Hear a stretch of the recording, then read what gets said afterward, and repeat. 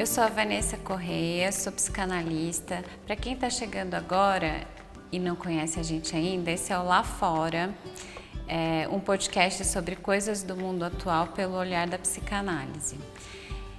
Nesse podcast, eu, o Pedro... Oi. E a Marielle. Oi. Que somos 3 psicanalistas.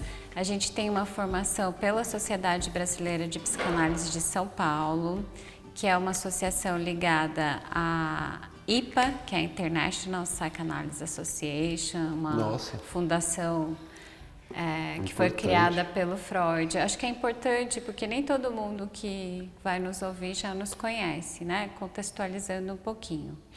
E hoje nós vamos falar sobre loucura. Em um lugar muito especial. Em um lugar muito especial. A gente está aqui no Cândido Ferreira, que é um hospital psiquiátrico que atualmente tem várias atividades, mas já foi um manicômio. E é um lugar icônico aqui da região de Campinas. E nós escolhemos esse lugar para falar do sofrimento, da loucura, nesse viés de luta e de conquista pela possibilidade de ser louco, né? A gente até estava conversando sobre isso, que as pessoas até acham um pouco fashion, um pouco cool ser louco, mas a gente vai falar também daquela loucura que é do sofrimento mesmo, da dor, e que levou muitas pessoas durante a história a terem internações psiquiátricas e leva até hoje.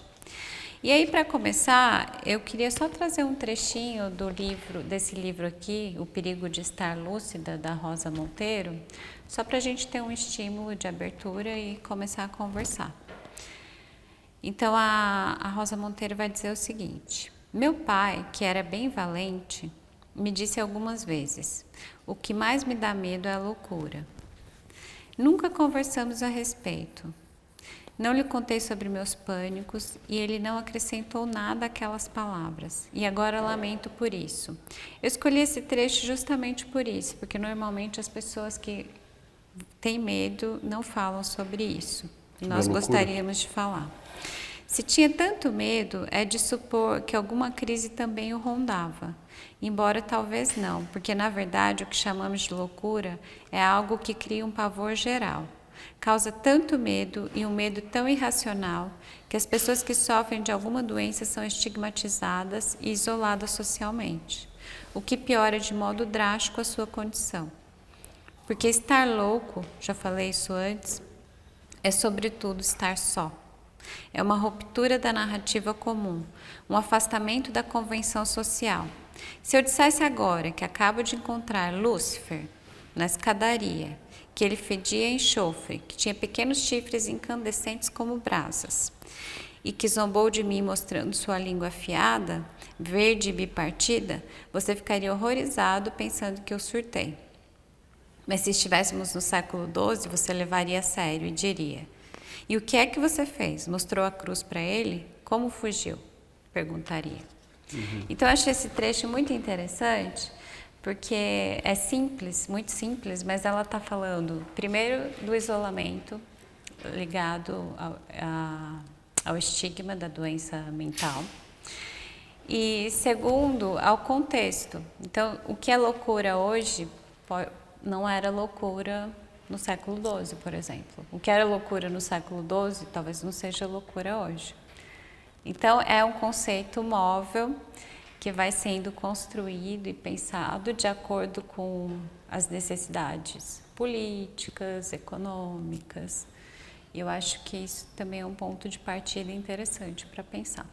Eu acho que o próprio sistema que nomeia o que é loucura, as pessoas que participam da cientificação da loucura, da estatização da loucura, esse próprio aparato de poder também pode estar enlouquecido. Então, a nomeação, a criação de categorias diagnósticas, ela mesma pode também estar padecendo de algum tipo de sintoma ou deformação. Sempre está um pouco e sempre está bem na margem sempre. Não são categorias naturais, não são categorias como as outras doenças que respondem a distúrbios específicos dentro do organismo, né, do ser humano.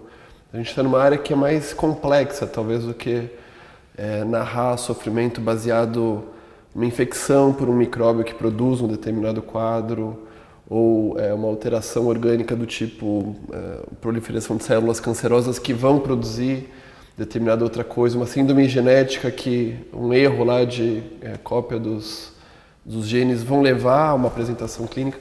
Aqui a gente está numa área em que, em geral, a gente rastreia todos os pacientes em termos de exames, em termos de diagnósticos, e não se encontra muita coisa, né? Acho que eu estou falando a partir da noção psiquiátrica também, de transtorno mental, mas acho que a gente podia ampliar hoje para falar também de loucuras. Eu acho que tem essa palavra abriga diversas outras instâncias que não só elementos que não só os elementos ligados ao que a psiquiatria reconhece como perda do juízo, perda do senso de realidade, descolar da realidade. Então, acho que é um significante bastante amplo. Tem uma árvore que tem uma sombra etimológica bem grande, essa palavra da loucura. Eu gosto muito dessa palavra. Esses dois U's, loucura. Poeticamente, você fala? Eu acho que tem uma sonoridade muito atraente, assim, para mim, pelo menos. Então, eu acho que já é uma coisa assim que atrai, né? Todo mundo é curioso sobre a loucura. E eu acho que essa palavra em português, ela tem esse imã. Enfim, é só um parênteses, porque... Eu acho que vocês estão falando uma coisa importante aí, que quando você lê esse trecho, fala sobre a questão de se eu visse Lúcifer no século XII, e aí você falou, Pedro, que a loucura não é uma doença como é outras orgânicas, né? Então a gente está falando que o que é visto como são e normal e o que é visto como louco é quase que um combinado cultural daquele momento. Eu já ouvi bastante o professor Mário Eduardo, que é um professor aqui da psiquiatria da Unicamp, que ele usa muito para discutir essa questão o termo em inglês que é disorder, né? Em português fica transtorno, mas disorder é bom, porque aí ele fala que disorder é o que não está na order. E o que é ordem? Ela é uma convenção a partir de um monte de coisas. Na Idade Média era outra coisa, agora é outra. E eu acho que faz muito sentido a gente gravar esse episódio, conversar sobre isso aqui, porque aqui no Cândido Ferreira, que é um lugar hoje que não tem mais internação, mas foi um manicômio fechado, daqueles aos moldes do pior, a gente foi lá rever o livro da Daniela Arbex, né? O Holocausto Brasileiro, a quantidade de pessoas que eram enviadas por todo tipo de disorder. Qual cidade que era mesmo? Barbacena. Em Minas, Nossa, né? É horrorosa essa história. Mas eu acho que isso, né, manicômios existiram pelo Brasil inteiro. E aí ficar pensando assim, como que nessa história da loucura os loucos eram encarcerados e de alguma maneira assassinados, e como que isso foi se refazendo a partir da reforma psiquiátrica, que foi nos anos 80, né? Mas aí eu fico pensando isso, que a loucura, ela não só no ponto de vista médico, e diferente de outras doenças orgânicas, a loucura é uma experiência humana que ninguém fica fora dela. Ninguém passa a vida sem chegar perto e sem conhecer um pouco. Então, mas acho que a gente está falando de duas questões. Tem uma loucura do ponto de vista do transtorno que ultrapassa um limite de sofrimento. E aí eu acho que é isso que a Rosa Monteiro fala, que é uma solidão tão infinita, porque rompe com o coletivo. Com o pacto coletivo que dá para compartilhar com os outros. Não é possível fazer conexão porque você está num registro mental que ninguém alcança e isso é apavorante, né? Tem uma história nesse livro, Holocausto Brasileiro, de uma menina que viveu lá nesse manicômio em Barbacena e ela era considerada muito agressiva, muito louca, né? Nesse registro da loucura. E só que ela não falava, porque ela nasceu lá, então não ensinaram ela a falar. Uma coisa absurda. E aí, depois, uma enfermeira começou a se aproximar dela, cuidar, a ter um contato mais afetivo e descobriu que quando ela ficava muito agressiva, é porque ela estava com cólica menstrual. Então, imagina a solidão De não ter de nem você palavra. não conseguir expressar, Uma você dor. não conseguir contar e ficar super agressivo e as pessoas interpretarem isso como loucura.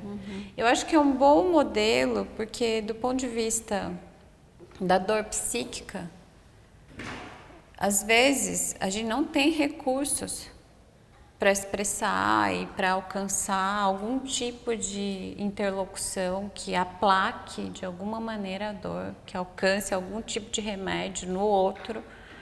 E eu acho que essa loucura extrema, né, que é essa solidão. Então, eu acho que uma loucurinha, você sair um pouquinho do trilho, você ter alguma criatividade, não ficar tão fechada numa linha, né, que Da normalidade. que é um pouco o que a Clarice Lispector traz na obra dela. A maioria dos personagens, né, enlouquece. Esses dias a gente estava conversando sobre aquele conto Amor. É uma pequena loucura que faz com que a vida vá ganhando sentido e colorido.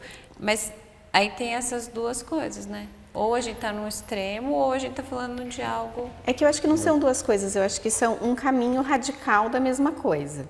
Né? Se a gente for pensar nuances de um caminho. Eu sempre acho que a saúde mental não é uma coisa ou outra, ela é um botão de volume. Eu acho que lá no volume muito baixinho existe uma super adaptação à realidade, que a gente vai chamar dentro da psicanálise, que pode ser até um falso self, alguma coisa muito adaptada, né? Que se conforma e se adequa de uma forma muito precisa a tudo que se espera. Eu estou totalmente dentro da ordem. Tudo dentro da order, né? Nesse lado da experiência não tem criatividade, não tem arte, né? Não tem abertura, não tem expansão. Aumentando um pouco esse volume, por isso que eu acho que é bonito pensar também no que o Winnicott fala. O Winnicott é um psicanalista inglês que trabalhou muito com criança, ele era pediatra de início, e ele fala muito do brincar, do espaço transicional. E ele fala que o brincar da criança seria correspondente a espaço artístico no adulto. E esse espaço é um espaço que não está totalmente colado na realidade. Quando a criança brinca, ela está brincando com a realidade ser outra coisa. Não dá para brincar se você pega um avião e fala, esse avião não voa. Então eu não brinco, eu tenho que imaginar. O espaço da imaginação, da criatividade, da autoria é um espaço que fica ali no meio. Só que aumentando mais esse botão de volume, vai para um rompimento completo. Aí eu acho que vai para essa solidão e esse terror. Eu estou lembrando aqui, a gente aqui no Cândido também, que não dá para vocês verem o restante também aqui do ex-hospital psiquiátrico, unidade de saúde agora. O Cândido agora é um dispositivo. Aqui onde a gente está é um casarão que não tem mais nada, é só um espaço de eventos. Aqui, olha que lindo.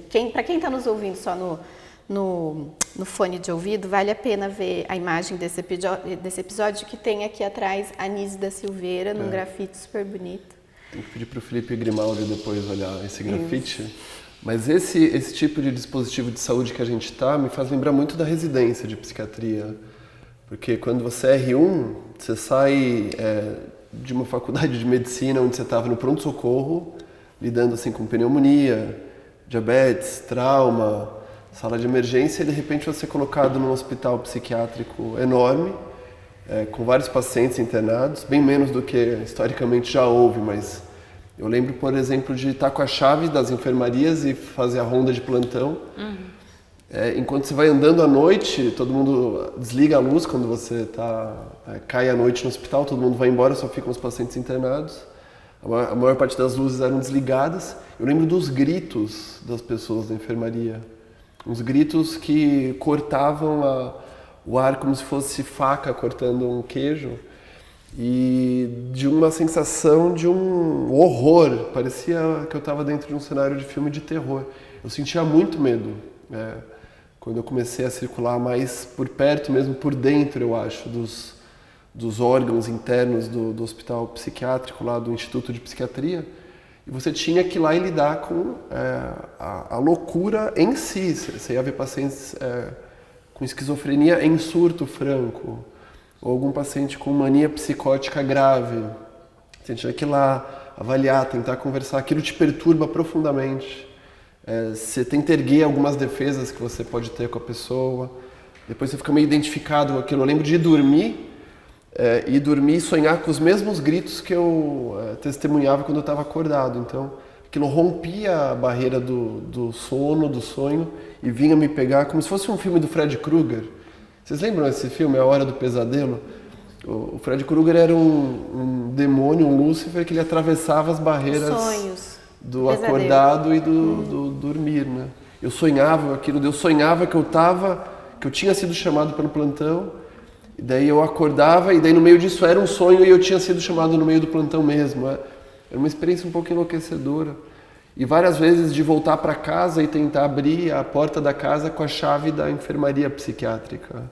Eu fazia esse tipo de lapso de tentar abrir a enfermaria com a chave da minha casa ou tentar abrir a minha casa com a chave da enfermaria. E várias situações. Eu lembro de uma paciente com uma anorexia muito grave que eu acompanhei ela por uns 2, 3 meses lá numa internação. E ela era daquelas que ficava assim, osso e pele, sabe? Anorexia bem severa. E eu lembro que eu comecei a me dar conta, 2 meses depois, que eu tinha ganhado assim entre 5 e 10 quilos.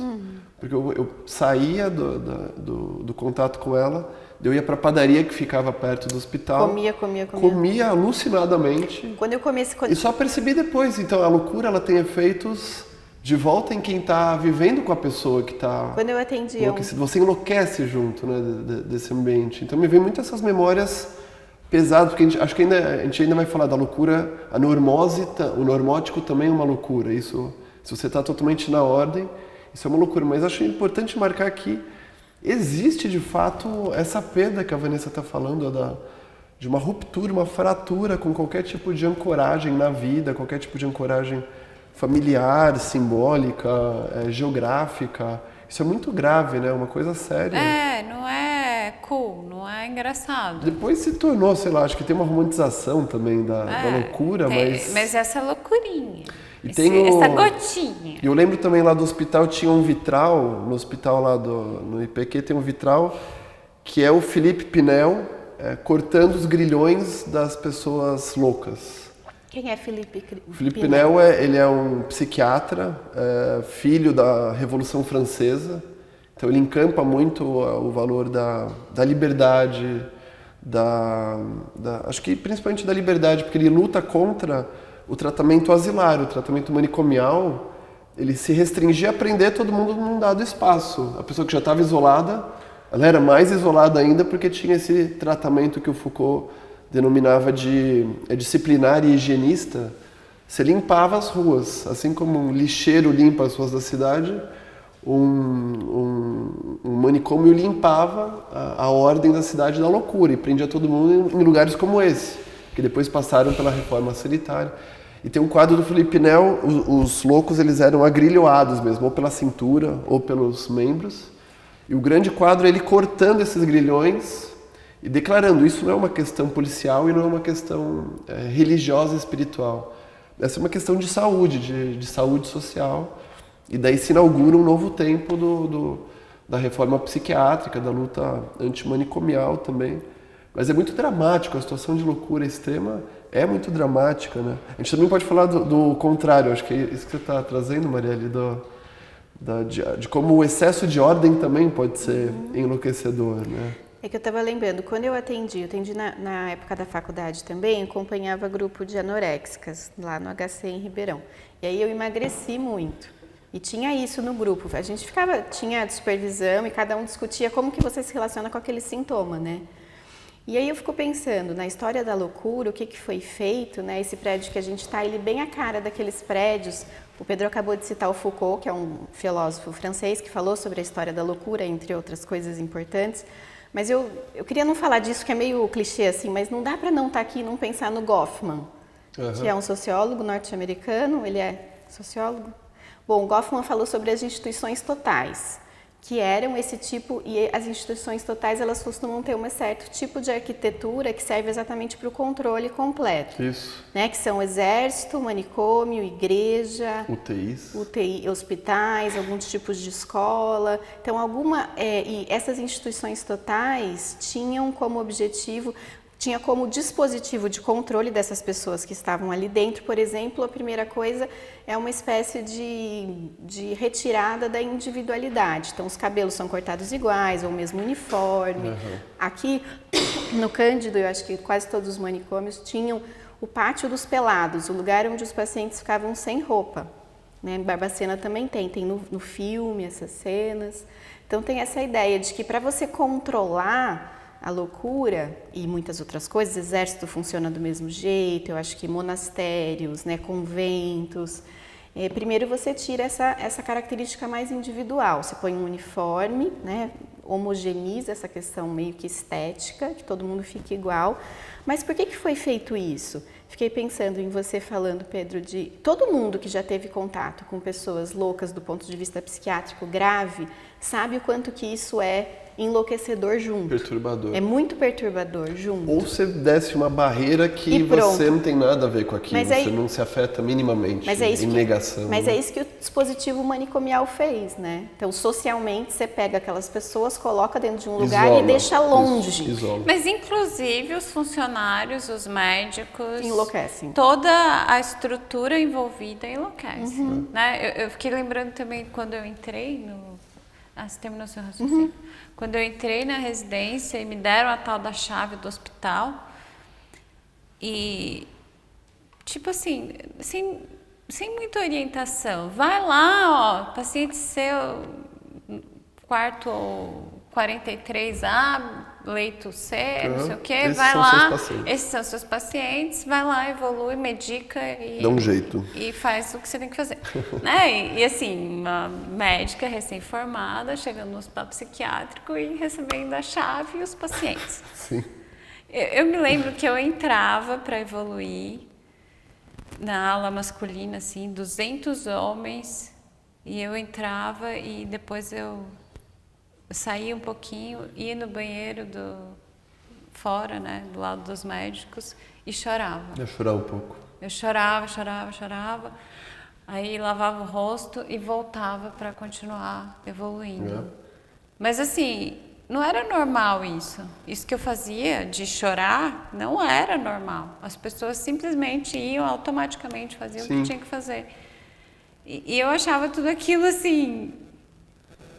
mexia muito comigo. E a gente começa a enlouquecer, engordar, emagrece, começa a ter sintomas, somatizar junto, né? Uma outra saída que eu lembro também era épocas que eu resfriava. Era tão intenso aquilo. Você ficava doente? Não, resfriava não de resfriado. Não. Resfriava de obliterar meus canais de sensibilidade e de percepção. Então, sabe como dizem que hanseníase, não é que dizem, sabe como é constatado que hanseníase... diminui a sensibilidade. Você vai matando as suas terminações nervosas e por isso que você não tem mais sensibilidade. E vai machucando. Você pode pôr a mão no fogo, que ele queima e você não percebe mais a chama te machucando. Você vai amputando as suas terminações nervosas. A doença hanseníase, né, na boca popular a lepra, ela ia destruindo as terminações nervosas e você ia ficando sem sensibilidade. E daí aconteciam as amputações. Minha sensação, às vezes, também, no excesso de ficar muito afetado, querer chorar, querer comer, querer me livrar daquilo a qualquer custo, era um tipo de amputação sensorial, da sensibilidade também, que equivale ao estereótipo do psiquiatra escroto, do psiquiatra desalmado. Isso é um enlouquecimento da nossa parte em resposta uma defesa. ao enlouquecimento. O Winnicott também fala do ódio na contratransferência, que acontece em especial com pacientes mais graves, também da psiquiatria, onde uma outra reação é você ter um ódio, ou consciente, ou em grande parte inconsciente, que leva você a se vingar dos pacientes, desenvolvendo tratamentos morais, desenvolvendo tratamentos absurdos do tipo lobotomia, do tipo usar a eletroconvulsoterapia também, não na sua forma terapêutica, mas na sua forma moral de castigo. A gente merece a antipsiquiatria, porque a gente passou muito tempo sem considerar os efeitos que a loucura tem sobre a própria pessoa do clínico. E isso levou a psiquiatria e a medicina aos seus piores capítulos, talvez, relacionados à ideia de saúde mental. Então, é um campo complexo, porque tem quem é o louco, né? Quem fica louco, e que saída você tem para lidar essa perturbação que vem do outro e os efeitos que isso tem sobre você também. Eu acho assim que individualmente eu fui tendo que construir para lidar com isso uma poética, sabe? Foi aí que a poesia entrou mesmo assim, sendo fundamental para mim. Mas uma poética não no sentido de poemas, no sentido de um olhar, porque eu comecei a entender que eu estava me despindo de mim mesma quando eu estava em contato com essas pessoas. E aí existe uma comunicação que é muito bonita e interessante, né? Eu me lembro uma vez que eu fui levar eu tinha um paciente que era morador de rua e ele ficou internado muito tempo. E eu sempre fiquei com ele, os 3 anos de residência eu atendi ele, evoluí ele. E como não tinha para onde ir, ele ficava lá, né? Uhum. E um dia eu chamei uns amigos e a gente resolveu levar ele para um restaurante. Acho que já até contei isso, não sei se eu contei em algum episódio. Nós tiramos ele do hospital. Primeiro que foi bonito, assim, porque ele se arrumou todo para ir para o restaurante. E aí ele pôs tanto talco no tênis para ficar cheiroso, assim, que ele andava e saía uma nuvem de talco, assim. E eu já achei aquilo muito poético, porque ele estava se preparando e era um momento muito especial. E aí nós fomos almoçar e tinha um menino junto com a gente que era estudante de letras.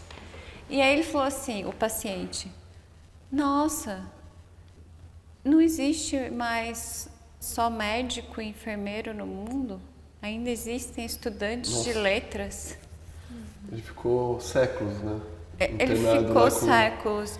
E aí nós levamos ele num restaurante que era da época que ele conhecia, do centro. E aí ele falava assim, não, mas não é certo um garçom me servir. Ele é uma pessoa igual a mim. Eu não aceito isso. Uhum. Ele não conseguia pedir para o garçom. Então teve todo um choque, né? E nós ali também tentando manejar. Com os códigos, né? Uhum. E aí depois, ok, vamos passear então no shopping. Imagina. Aí entramos numa livraria, porque ele era super intelectualizado, esse paciente. Nós entramos numa livraria e aí ele falou, eu quero ver livros do Gabriel Garcia Marques. Não sei se é do Gabriel Garcia Marques. Enfim, quem que escreveu Memórias de Minhas Putas Tristes? Gabriel Garcia Marques. Então. Aí ele falou, quero ver livros do Gabriel Garcia Marques. E aí tinha esse, Memórias de Minhas Putas Tristes. Aí ele falou, não, que horror, não quero saber de putas, elas são terríveis, eu odeio elas. Ele se perdeu nesses anos que eu fiquei internada, né? Então, aí ele ficou muito perturbado. Esse não é o Gabriel Garcia Marques que eu gostava. Não, como assim? Ele ficou muito bravo com o título. E aí nós falamos, vamos voltar, né, para o hospital. Volta. Uhum. Porque assim, é um completo afastamento mesmo do mundo real, né? É uma coisa absurda. Aí eu estou ouvindo várias coisas que vocês falaram. Eu fiz psicologia, os dois fizeram psiquiatria. E tem essa questão, acho que da reforma psiquiátrica, da chave, né? Quem tem a chave era só o médico. Uhum. O médico era o dono da chave, das portas. Não, imagina. Não. Se alguém quisesse minha chave, eu me emprestava tranquilamente. Não, viu? Aí tem a questão, tem a centralidade do poder médico nesse dispositivo de controle. Qualquer pessoa que quisesse roubar a chave de mim era fácil. Rouba. Só que isso é muito específico, é só o psiquiatra que tem a chave. Nossa, né? que coisa, eu nunca soube disso. Imagina, a instituição total tem os seus donos, e os donos são os médicos. Isso fez parte da reforma. Né, de se considerar a equipe multidisciplinar como equiparada, pelo menos é uma tentativa até hoje. Mas isso que você está falando, desse paciente, também fico pensando assim, eu tenho pacientes hoje que não estão internados, mas eu tenho um especial que é um paciente mais grave, e o quanto que a saída para o mundo é às vezes meio que impossível. Para a loucura, muito choque. Desorganizada. É muita coisa que não dá para compor. O garçom, o livro, o outro estudante de uma coisa... Não sei, o mundo... Ainda existe isso? Nossa! Mas aí você está falando de um caso bem assim, vamos dizer assim, clássico, da pessoa institucionalizada que sai e se depara com um mundo que eu imagino que em alguma medida aconteça isso com quem sai de seita, igreja... presídio, né? Tem esse estranhamento com outros códigos do mundo que não aquele mundo que, querendo ou não, ele é mais controlado. E ele é mais previsível, ele tem menos variantes, né? Residência também, saída da residência. Também tem isso. Volta para o mundo. Não, total, né? Mas eu estou pensando aqui, quando a loucura ela é muito desorganizadora, mais num sentido da psicose, ir para o mundo é uma coisa que às vezes não funciona muito bem, né? Então eu estou aqui pensando, uma coisa que acho que é legal de contar, o Cândido Ferreira, que era esse antigo manicômio, que hoje é um dispositivo de cuidado dos vários centros de saúde, CAPS, de todo o ecossistema de saúde mental de Campinas, ele é num bairro que chama Sousas, e eu sempre morei aqui. E a partir do fechamento do manicômio, da desinstitucionalização das pessoas, tinha muita gente que estava aqui. O que acontecia, né, para quem não é da área psi? O que aconteceu com a história da loucura? As pessoas eram internadas e as famílias abandonavam. Então a pessoa ficava internada 10, 20, 30 anos, a hora que veio a reforma, tá bom, abre a porta e deixa esse povo aí sair. Para onde que eles iam? Não tinha para onde ir. Muitas das pessoas, principalmente os mais graves ou os que estavam internados há muito tempo, tinham sido abandonados, não tinham nenhum tipo de contato. E aí foi se fazendo algumas coisas, como por exemplo, repúblicas supervisionadas, que eram espécies de casas em que essas pessoas ficavam. Tem algumas ainda aqui, eu acho que os últimos pacientes estão muito velhinhos agora. Mas uma coisa que foi muito interessante no bairro, que eu acho que acontece em todo lugar que tem perto de ex-hospital psiquiátrico, é que esses pacientes saíam para o bairro. Eles começaram a circular pelo lugar, né? E era muito engraçado que desde criança, eu lembro de aqui em Sousas, todos os lugares recebiam os pacientes do Cândido com café. Então, tipo, a banca, entendeu? O Armandinho aqui, que é uma loja que tem desde que eu sou criança, de material de construção. Sempre tem lá um café que vem as pessoas do Cândido e tomam um café ali. Então, o bairro foi, assim, acolhendo essas pessoas. E elas passaram a participar da vida da cidade, que eu acho que é o que aconteceu, né, com todos os lugares perto de hospitais que fecharam. Acho que isso é uma coisa bonita, interessante, e está acabando. Acho que os últimos ex-moradores já são bastante idosos agora e talvez não tenha mais. Fiquei pensando nessa imagem, é bonita essa imagem da loucura que está encistada, ou então muito protegida, como se fosse numa caverna, num forte, numa blindagem. De repente, você abre essas portas e a sociedade tem que se haver com uma reintegração, no sentido quase como se tivesse um núcleo cindido, que depois vai sendo integrado de novo para o tecido social. Eu acho que isso pode ser usado como imagem, talvez, de algumas situações de análise também, por exemplo, ou de algumas situações relacionadas à clínica analítica mais ampla, num todo também, porque eu penso assim que acho que existe o ponto da psicose, as esquizofrenias, os surtos bipolares, determinadas outras manifestações de muita gravidade do tipo autismo também, enfim. De mais rompimento com a realidade. Mais rompimento, e onde você sente que também tem um peso maior, talvez, do biológico, de algo que toca a pesquisa neurobiológica, o que isso vai avançar ou não, né? Mas eu também acho que faz parte da história da psicanálise contemporânea e escavando um lugar para que você possa pensar a loucura que acontece nos consultórios, mas que não se traduz necessariamente em transtorno mental, psiquiátrico, não se traduz necessariamente em psicose estrutural, não se traduz necessariamente nessas categorias nosológicas mais graves, do tipo... É muito comum que numa análise alguém enlouqueça in situ, enlouqueça em vivo, mas dentro de uma situação ainda quase que laboratorial. Eu passei por isso em algumas fases da minha análise. De você ficar totalmente perturbado naquela situação e depois que acaba a sessão você vai se reorganizando, assim, fica um tempo ali na parte de baixo do prédio para se recompor, porque você é arrastado para lugares de regressão a fantasias arcaicas, infantis, muito sérias, muito perturbadoras, muito difíceis. Você perde seu senso de realidade ali naquele lugar, você perde o seu chão. Minha sensação, não sei se eu falei também em algum episódio, de ter algumas sessões que eu sentia como se fosse o Indiana Jones andando naquela ponte. Como que Você vai andando... o Bion chama isso? O que? Catastrófica? Mudança catastrófica? É alguma catástrofe. Tem um medo de catástrofe, não tem a ver um com conceito catástrofe. assim? Mas eu sentia que eu estava andando e que tudo que eu sentia, sabia, entendia por mim estava desabando. Eu Então, sinto a vida assim o tempo todo. não é? É, eu também tô pensando. Nossa, eu tô assim, sentindo. Era uma Que bom que o sensação... Pedro só sentia Só às de vez em vezes. quando. Só de vez em quando. Não, vocês estão banalizando o que eu estou dizendo.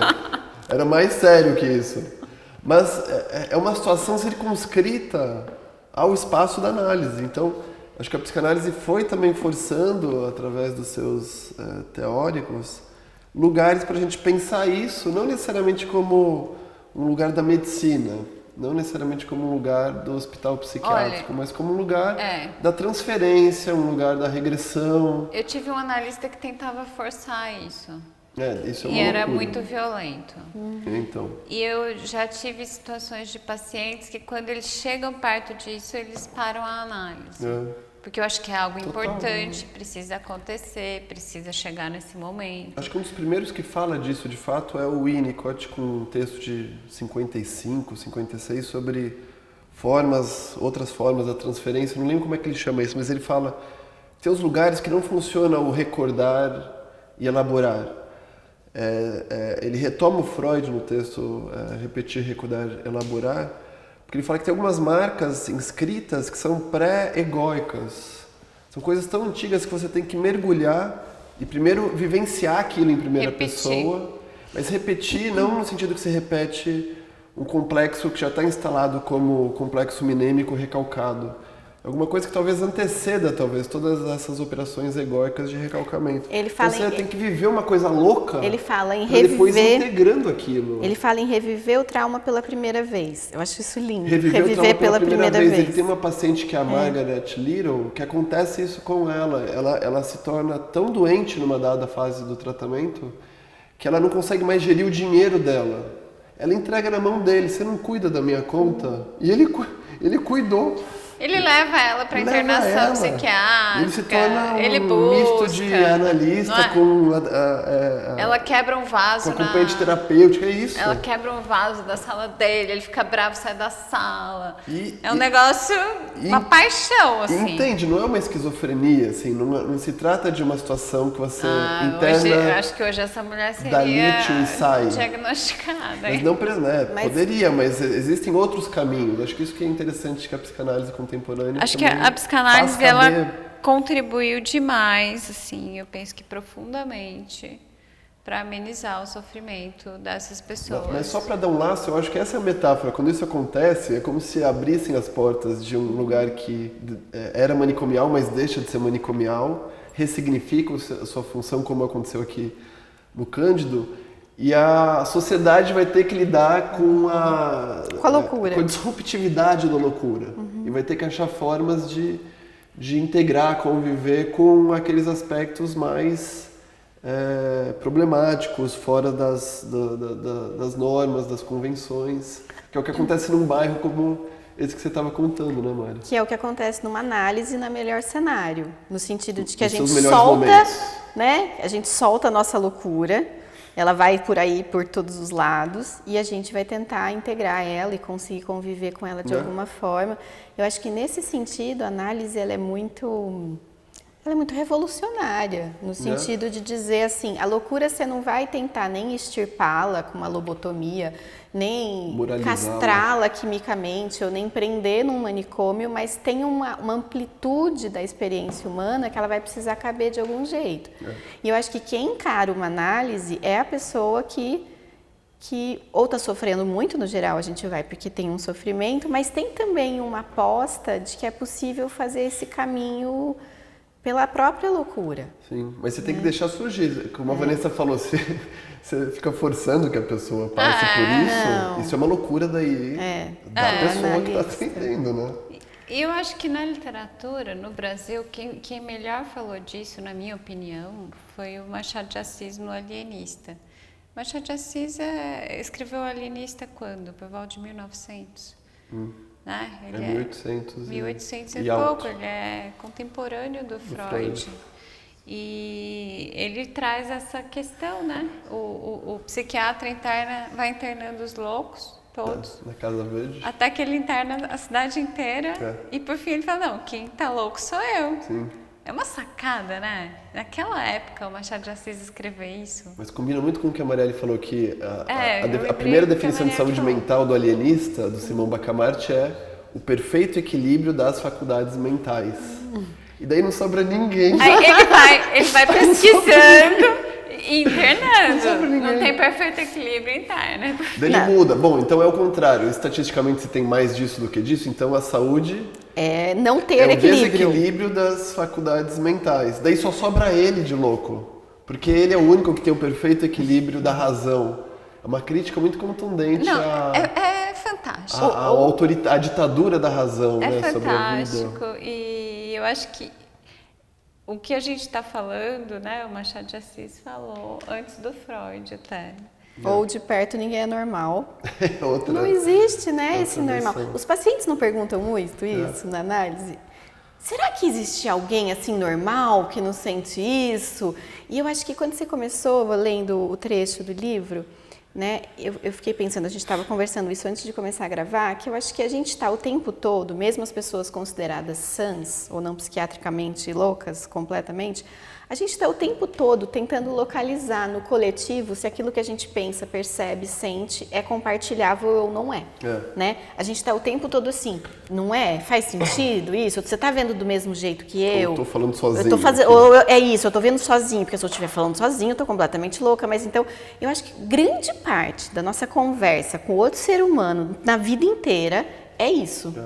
Você tá Checar. É checagem. Então, Agora também- o grande argumento da Rosa Monteiro nesse livro O Perigo de Estar Lúcida é esse, que quem escreve, o escritor escreve para checar se ele não tá louco. Porque aí você escreve um texto, alguém fala, nossa, que legal, Não tô louco. muito bom, você fala, ufa, Ufa, a pessoa não entendeu, foi dessa vez. fez algum sentido. Fez algum sentido, chegou pro no outro. outro. Nesse sentido que eu acho que a loucura é a solidão total. Porque não chega. É. Você comunica e o outro É. não entende, não faz nenhum sentido. né? Nesse texto também, desse do Winnicott que a gente está mencionando, não sei qual, ele refaz a noção de saúde mental, que ele diz, ela não é absoluta, ela é proporcional.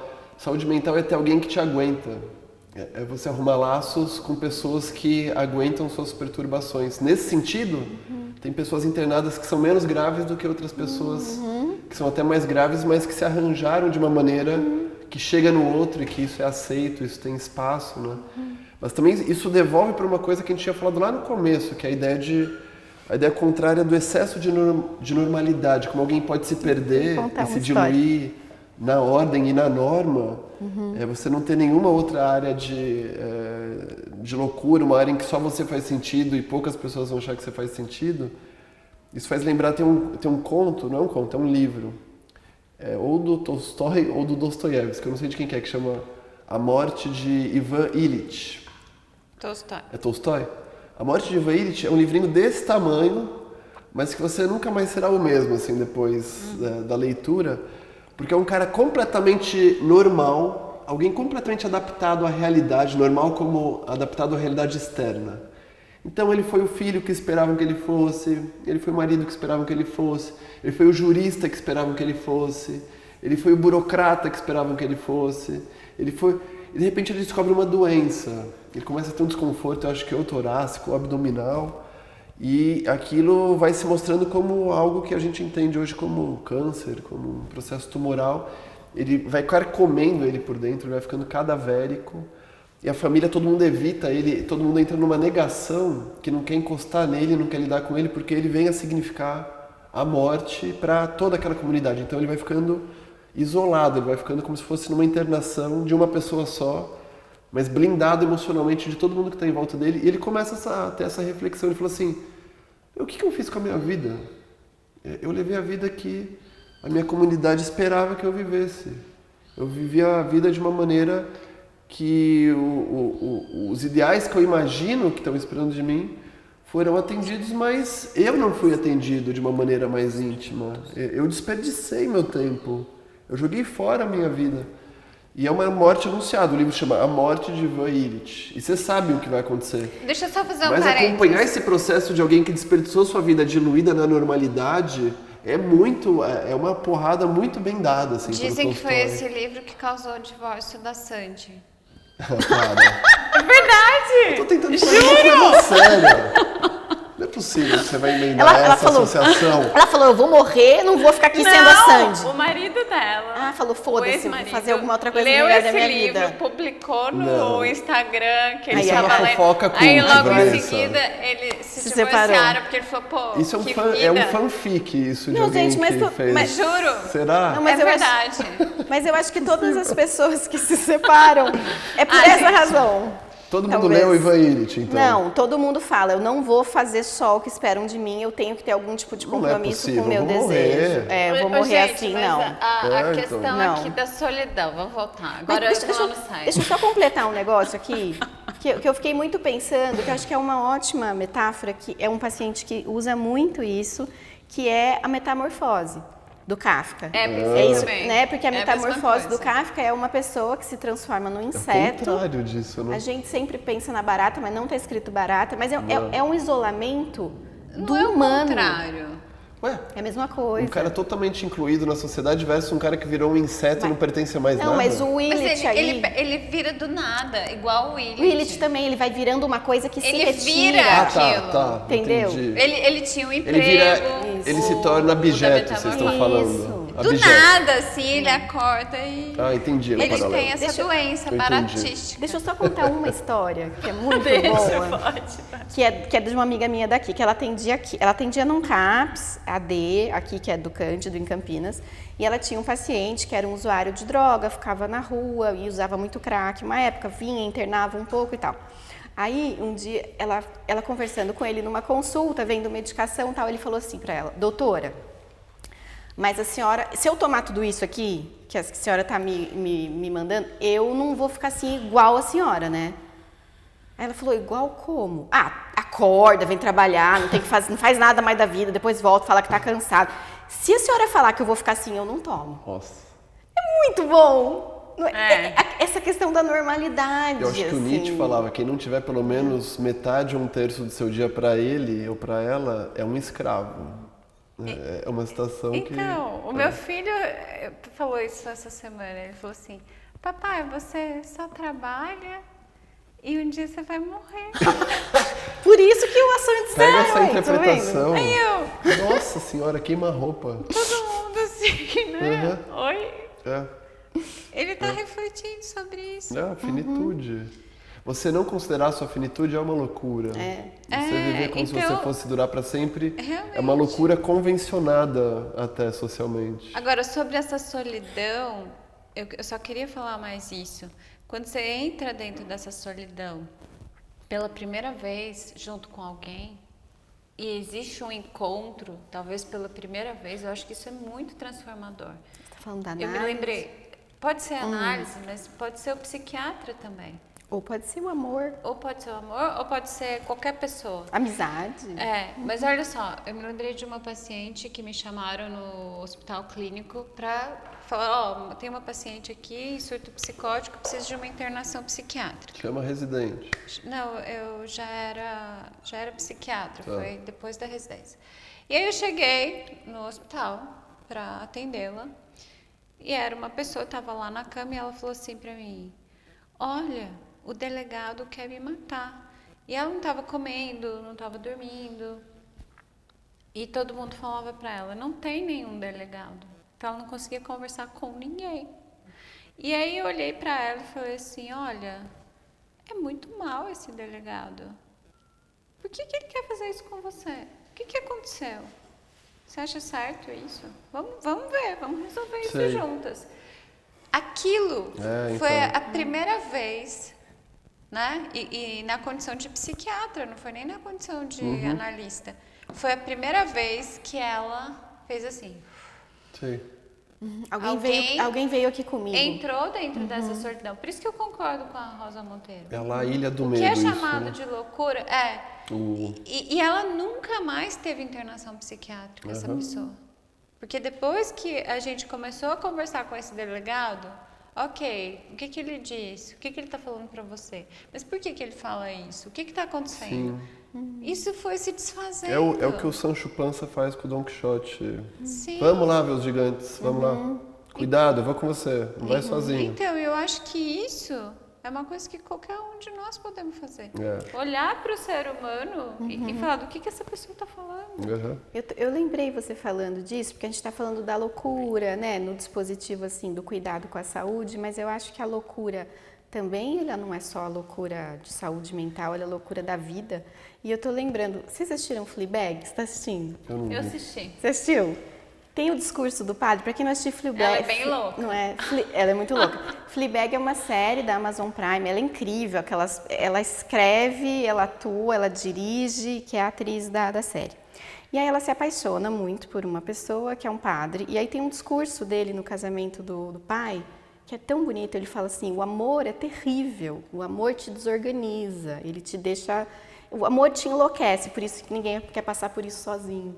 É lindo. Todo mundo vai fazendo assim. Todo mundo vai fazendo assim. Que discurso horrível. E aí, a hora que ele fala isso, estoura a bolha, né? Porque você só sente um alívio. Você só pode passar por esse tipo de situação que te tira de você se você estiver acompanhado. Senão, isso é muito solitário, né? Terrível. Lembrei da... Como é que chama? A do... Nossa, fugiu o nome dela. Ela é tão importante pra mim.